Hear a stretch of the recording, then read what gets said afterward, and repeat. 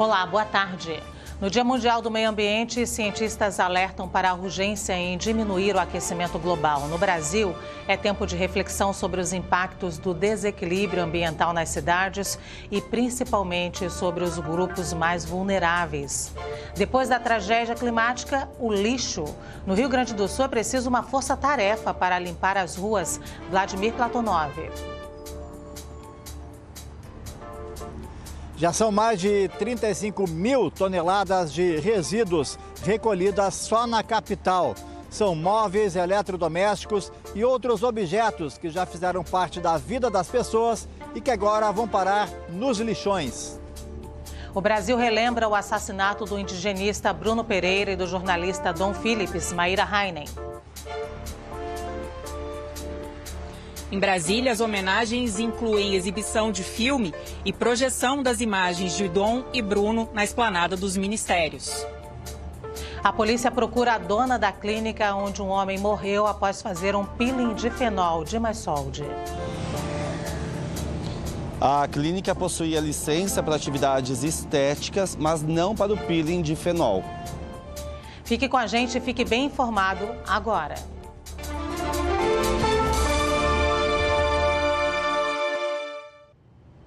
O tempo está acabando. No Dia Mundial do Meio Ambiente, abrimos esta edição te contando que os cientistas estão fazendo um alerta importante. O limite mundial de carbono, margem ainda disponível para tentar conter o aquecimento global em 1,5 graus, está se esgotando. Atualmente, esse limite é de cerca de 200 bilhões de toneladas. No ritmo que estamos, temos pela frente 5 anos de emissões. O relatório publicado pela revista Earth System Science Data mostra que a atividade humana provocou um aumento de 1,19 graus na temperatura entre 2014 e 2023. Só no ano passado, o aumento total foi de 1,43 graus, considerando variáveis naturais como o fenômeno El Niño. O aquecimento é uma consequência das emissões de gases de efeito estufa causadas principalmente pela utilização em massa de biocombustíveis fósseis como petróleo, gás e carvão. Hoje faz 2 anos do assassinato do indigenista brasileiro Bruno Pereira e do jornalista britânico Dom Phillips na Amazônia. É dia de relembrar o legado dos dois, dia de celebrar quem luta pelas pautas ambientais, dia também de cobrar justiça e proteção para os ativistas. Em Brasília, estão previstas homenagens. A Maíra Heinen está acompanhando e tem detalhes para a gente ao vivo. Oi, Maíra, boa tarde, bem-vinda. Boa tarde, Luciana. Boa tarde a todos que nos acompanham. É isso, logo mais às 2 da tarde vai ter a exibição do documentário Vale dos Isolados, o assassinato de Dom e Bruno. Vai contar aí com a presença das viúvas Beatriz Matos e Alessandra Sampaio. Logo depois tem um debate sobre meio ambiente e direitos humanos. Depois, às 18 horas, vai ter uma projeção aqui na esplanada dos ministérios com as imagens de Dom e Bruno. E às 7h30 da noite, no Memorial dos Povos Indígenas, o governo federal deve apresentar o resultado de ações de proteção ambiental lá no Vale do Javari, local onde ocorreu o assassinato de Dom e Bruno no dia 5 de junho de 2022. Bruno, indigenista, coordenava reuniões com lideranças indígenas e acompanhava Dom Phillips, que fazia entrevistas com essas lideranças. A gente ouviu, nossa equipe conversou com as viúvas Beatriz Matos e Alessandra Sampaio e a gente ouve agora um trecho dessa conversa. Eu tenho 2 filhos pequenos, né? Um que está com 5, outro está com 4 anos. Então, assim, é sempre, todo dia, praticamente, né? Eu penso no fato de que eles vão crescer sem o pai. Isso é... Mas, ao mesmo tempo, ele deixa, né, um legado, assim, deixa um exemplo. Quanto mais a gente conhece a Amazônia, quanto mais a gente entende a importância da Amazônia, mais a gente, provavelmente, as pessoas vão ficar inspiradas para defender, para proteger. Hoje, no Repórter Brasil, às 19 horas, você acompanha a reportagem completa e a cobertura especial sobre meio ambiente. O maior desastre climático da história do Rio Grande do Sul mostrou que as tragédias ambientais não atingem as pessoas da mesma maneira. Existem os grupos mais vulneráveis. Isso é conhecido como racismo ambiental e é tema de um seminário no Rio, em parceria com a empresa Brasil de Comunicação, a EBC. A repórter Alessandra Lago tem mais informações para a gente ao vivo. Oi, Alessandra, boa tarde, bem-vinda. Oi, Luciana, boa tarde para você, boa tarde a todos. Exatamente, no Dia Mundial do Meio Ambiente, as discussões aqui no Fórum de Ciência e Cultura da FRJ se voltam para o racismo ambiental, que é o conceito que trata da desigualdade que afeta comunidades marginalizadas, mais vulneráveis e populações negras e indígenas. São injustiças sociais e ambientais, entre elas a dificuldade de acesso à moradia e alimentação dignas e a saneamento básico. Esses são alguns exemplos. E são os mais vulneráveis, as primeiras vítimas das catástrofes ambientais, são os mais pobres, que moram em áreas periféricas, nas favelas, que têm mais dificuldades de se reerguerem depois de catástrofes ambientais. Por isso que é preciso pensar em ações que combatam desigualdades sociais e o racismo integrado ao meio ambiente. E aqui no seminário, que termina hoje, representantes de movimentos sociais, instituições, pesquisadores compartilham experiências e discutem propostas voltadas para a preservação ambiental, educação antirracista, ocupação do campo, mobilidade urbana, acesso à cidade, inclusive foi tema do painel que terminou agora há pouco, Luciana. E são debates fundamentais diante de um cenário do clima tão pessimista. A gente volta com você, Luciana. Muito obrigada, Alessandra. O desperdício de água no país caiu pela primeira vez em 4 anos, de acordo com o Instituto Trata Brasil. Ainda assim, a quantidade de água potável que se perde antes mesmo de chegar à casa dos brasileiros é alarmante.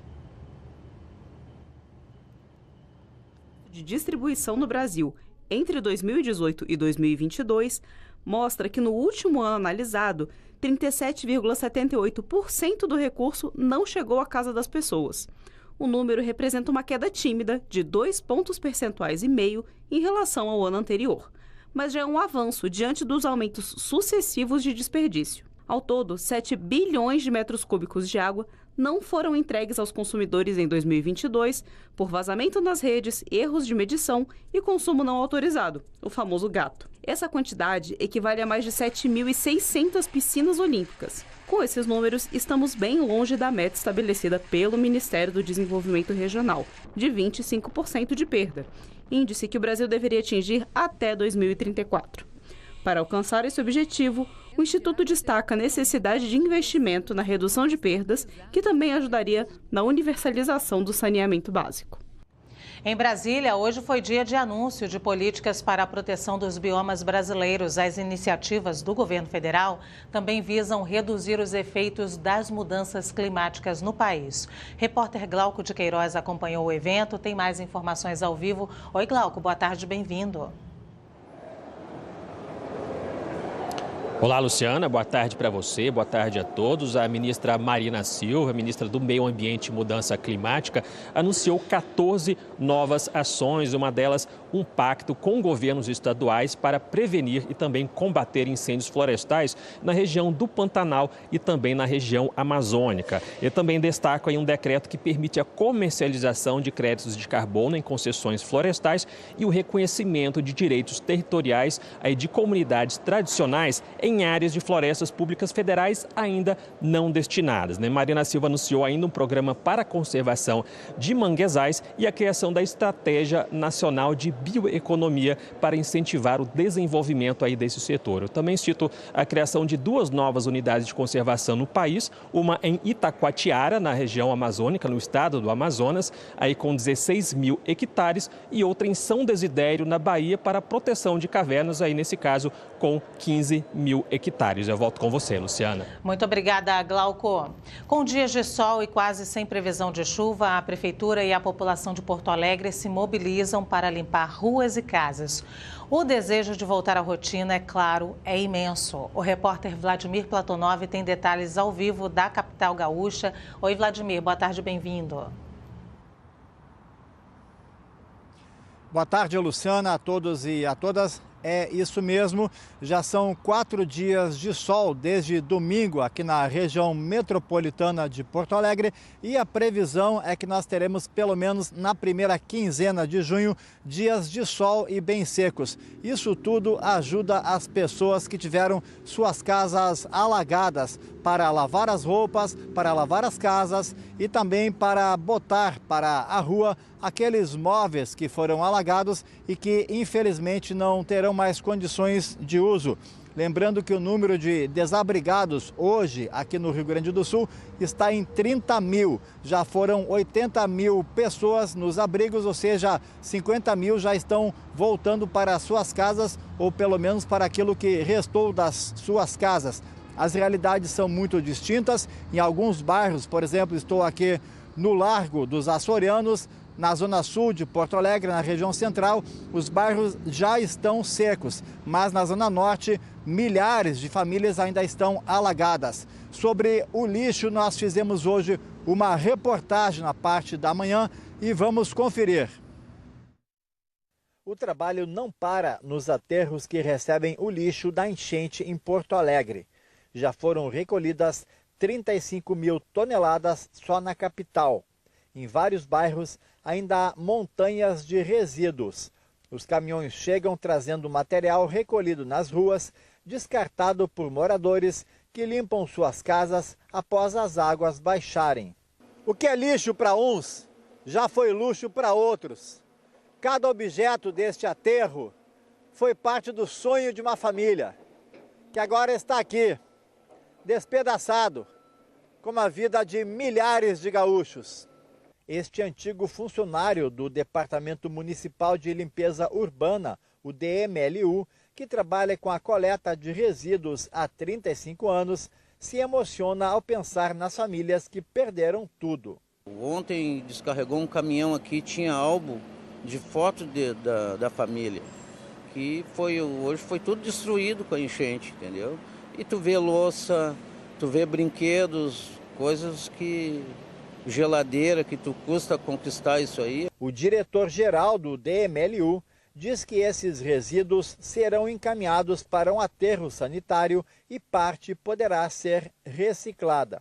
Eles estão sendo encaminhados a um destino lá na cidade de Gravataí, é um aterro contratado, foi um contrato emergencial. A nossa preocupação é que esses resíduos sejam recicláveis, né?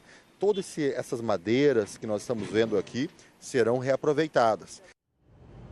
A polícia de São Paulo procura a esteticista e influenciadora Natália Becker, dona da clínica onde um homem morreu após um procedimento conhecido como peeling de fenol na última segunda-feira. Repórter Dimas Soldi tem detalhes para a gente ao vivo de São Paulo. Oi, Dimas, boa tarde, bem-vindo. Oi, Luciana, boa tarde a você, boa tarde a todos. O estabelecimento é este aqui, fica em Campo Belo, na zona sul da capital paulista. Ele foi interditado e multado pela Secretaria Municipal de Saúde. A clínica possuía licença para atividades estéticas, mas não para o peeling de fenol. A polícia investiga a morte do empresário Henrique Silva Chagas, que tinha 27 anos e passou pelo procedimento antes de morrer. Segundo a Secretaria de Segurança Pública, a polícia está em contato com a advogada da dona da clínica para que ela seja ouvida. Em nota, o Conselho Regional de Medicina de São Paulo diz que não há registro médico em nome da esteticista e defende que procedimentos invasivos devam ser feitos apenas por médicos capacitados. O CREMESP explica também que o peeling de fenol é tóxico para coração, fígado e rim. Luciana. Muito obrigada, Dimas. A Câmara de Vereadores do Rio de Janeiro entrou para a história esta semana ao aprovar a criação da primeira Comissão Permanente de Combate ao Racismo de uma Casa Legislativa do Estado. A repórter Flávia Grossi tem detalhes para a gente ao vivo. Oi, Flávia, boa tarde, bem-vinda. Oi, Luciana, boa tarde para você e para todos que nos acompanham. Essa comissão permanente é formada por 3 vereadores negros e foi aprovada ontem aqui na Câmara Municipal, no centro do Rio de Janeiro, após 10 turnos de votação.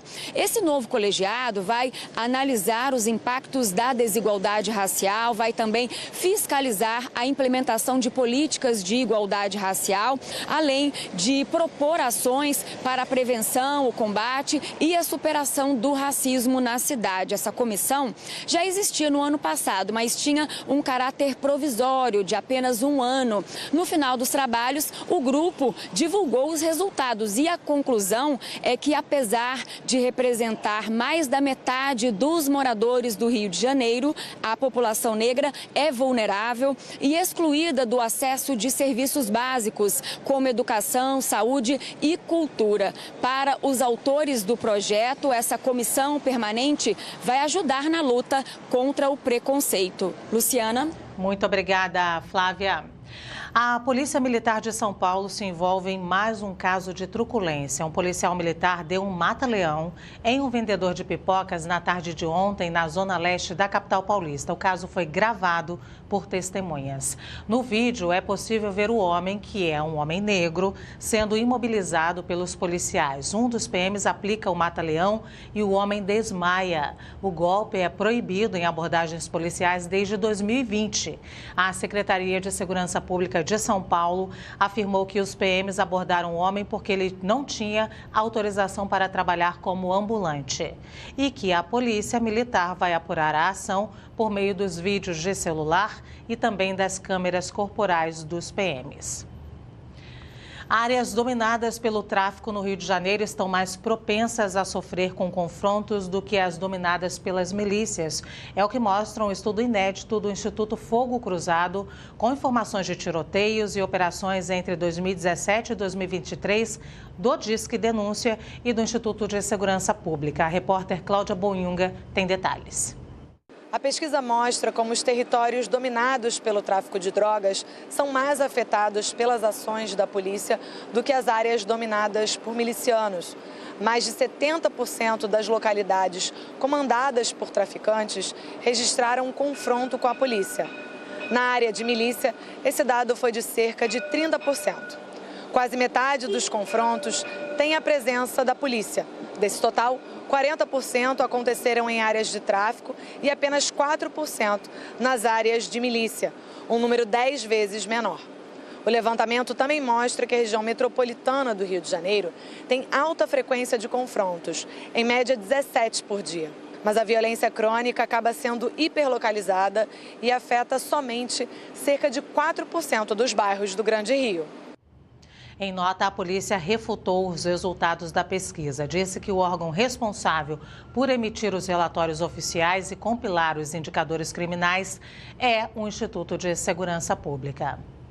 No caso Marielle Franco, o Ministério Público do Estado do Rio pediu o aumento da pena para o ex-policial militar Rodrigo Ferreira, ou Ferreirinha, e para a advogada Camila Nogueira, condenados por obstrução das investigações. Também ontem, a defesa do ex-chefe da Polícia Civil do Rio, Rivaldo Barbosa, acusado de envolvimento na morte de Marielle, pediu ao STF para que o ministro Flávio Dino se declare impedido de analisar a denúncia. A defesa pede também que a denúncia de Rivaldo deixe o STF.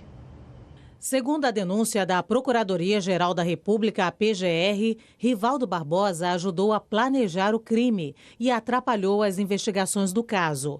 A defesa de Rivaldo pediu ao STF para que o ministro Flávio Dino se declare impedido de analisar a denúncia, dizendo que, enquanto ministro, ele foi preponderante para a deflagração das investigações.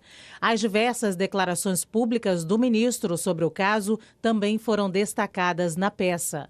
Os advogados ainda pedem a rejeição da denúncia contra Rivaldo. Outro capítulo do caso Marielle diz respeito ao ex-policial militar Rodrigo Ferreira, ou Ferreirinha, e a advogada Camila Nogueira, condenados por obstrução das investigações.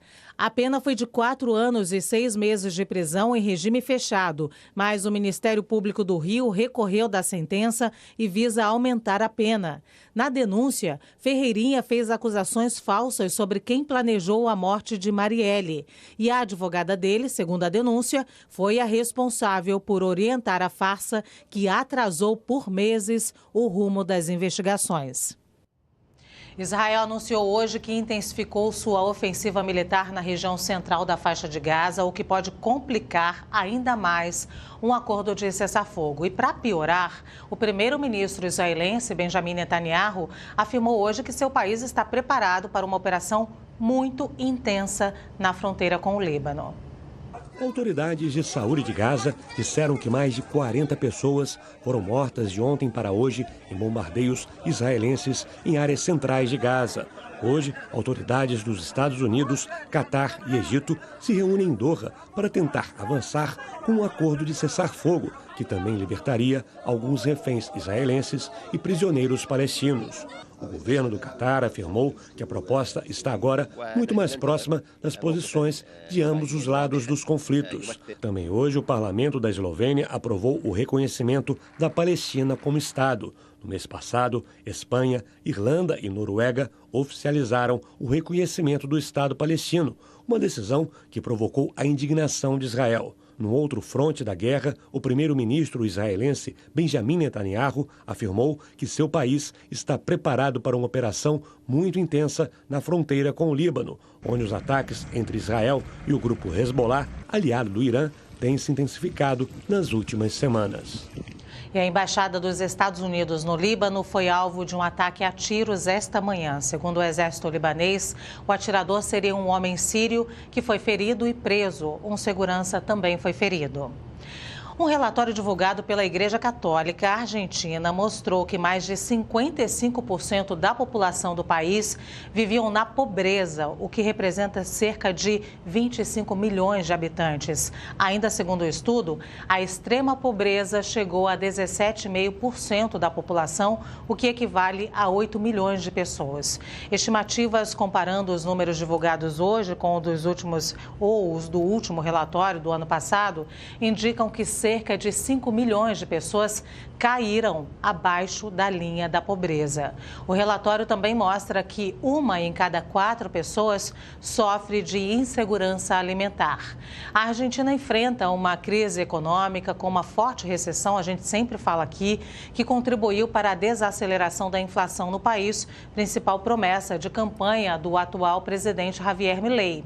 Mas especialistas dizem que o remédio aplicado por ele para conter os preços, com um ajustamento sem precedentes, tem consequências graves, principalmente entre os mais pobres. O poder de compra se deteriorou enquanto os custos dos serviços essenciais, como água e luz, chegaram a triplicar no último trimestre devido principalmente a corte de subsídios. Daqui a pouco eu te conto que os deputados aprovaram um projeto de terceirização da gestão administrativa das escolas no Paraná. A gente volta já.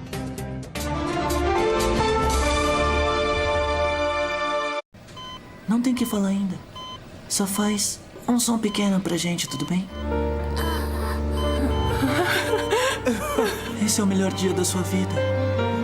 Acho que também é o melhor dia da minha vida. Já podem me demitir. Ali encara seu grande medo. Ali, não importa o que aconteça lá dentro, não existe nada tão grande que possa separar nós dois. Um milagre, hoje, 8 da noite.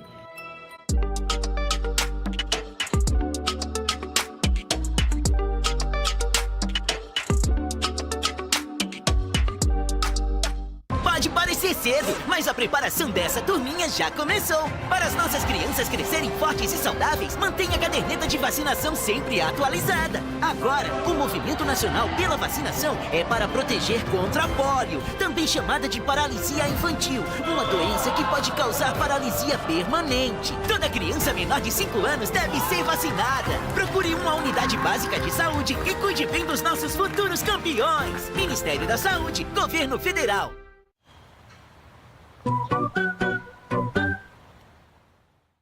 Mas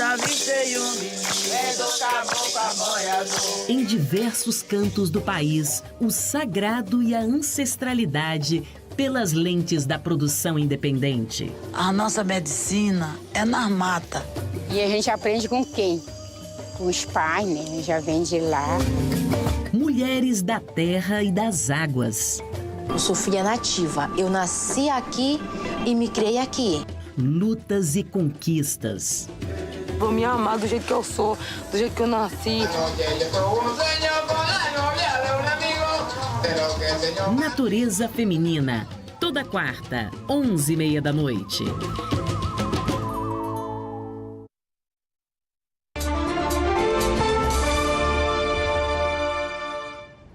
Estamos de volta para te dizer que professores e funcionários da educação do Paraná decidiram manter a greve depois que a Assembleia Legislativa aprovou um projeto proposto pelo governo estadual que prevê a terceirização da gestão administrativa de mais de 200 escolas públicas.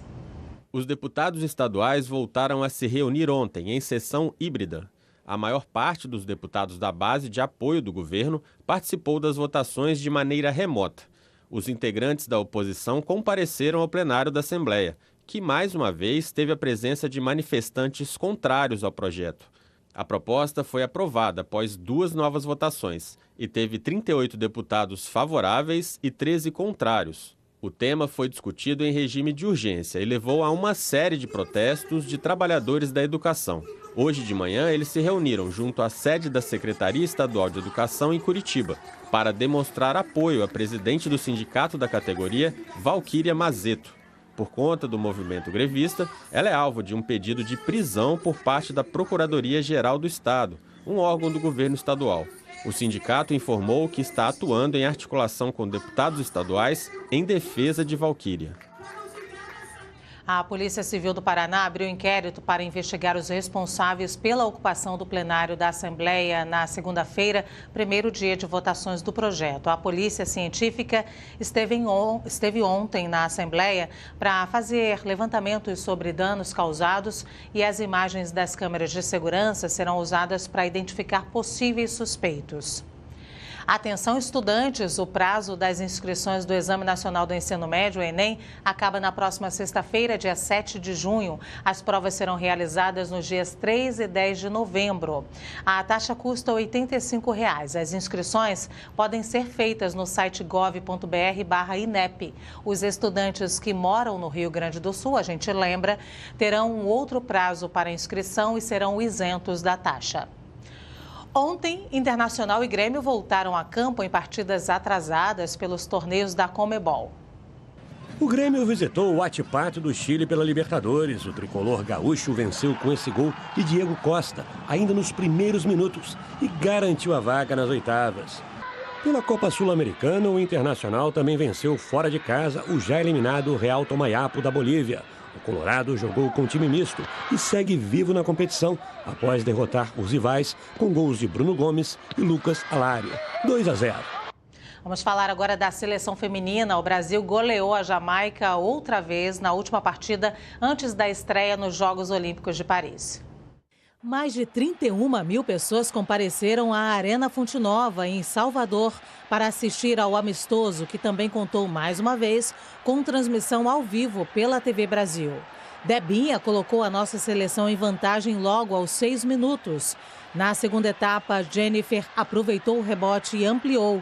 Ela voltou a balançar a rede nos minutos finais neste belo chute da entrada da área. Pouco depois, a craque Marta também fez o dela, um golaço. Final 4-0, resultado que anima a torcida e o técnico Arthur Elias, cerca de um mês antes de divulgar a lista de jogadoras convocadas para Paris. Sem dúvida, foi um grande passo, não só a partida de hoje, mas como essa convocação e todas as anteriores, que vão ser levadas em conta também, tudo que elas fizeram nesse processo desde que eu assumi. Muita coisa que a gente precisa pensar e agora só vou desfrutar dessas vitórias um pouquinho, né, descansar um pouquinho e estar com a cabeça em paz e concentrada para tomar essa decisão. O Repórter Brasil de hoje fica por aqui. Eu te espero amanhã, 1h da tarde. Tchau.